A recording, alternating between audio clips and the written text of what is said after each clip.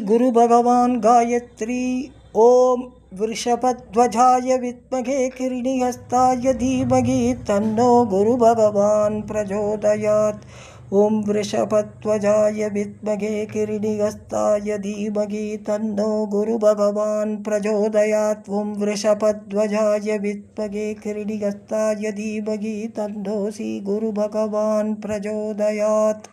गुरु भगवान मूल मंत्रम ओम ब्रां ब्रीं भ्रौं सह गुरुवे नमः। ओम ब्रां ब्रीं भ्रौं सह गुरुवे नमः।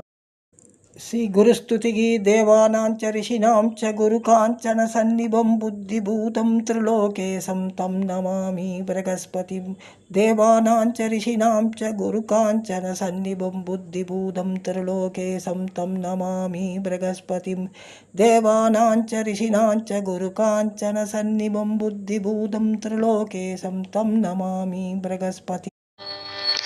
अविद्यानाम् अन्तस्तिमिरमिहिरद्वीपनगरी जडानां चैतन्यस्तबक मकरन्दश्रुतिझरी दरिद्राणां चिन्तामणिगुणनिका जन्मजलधोनिमग्नानां दंष्ट्रामुररिपुवरहस्य भवति। गुरुभ्यो नमः।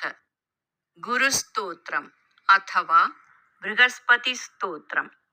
बृहस्पति सुराचार्यो दयावान् शुभलक्षणः लोकत्रय गुरुश्रीमान् सर्वज्ञः सर्वकोविदः सर्वेशः सर्वदाभीष्टः सर्वजित् सर्वपूजितः अक्रोधनो मुनिश्रेष्ठो नीतिकर्ता गुरुः पिता विश्वात्मा विश्वकर्ता च विश्वयोनिरयोनिजः भूर्भुवः सुवरों चैव भर्ता चैव महाबलः पंचविंशति नामानि पुण्यानि नियतात्मना वसतानंद भवने विष्णुना कीर्तितानि वै।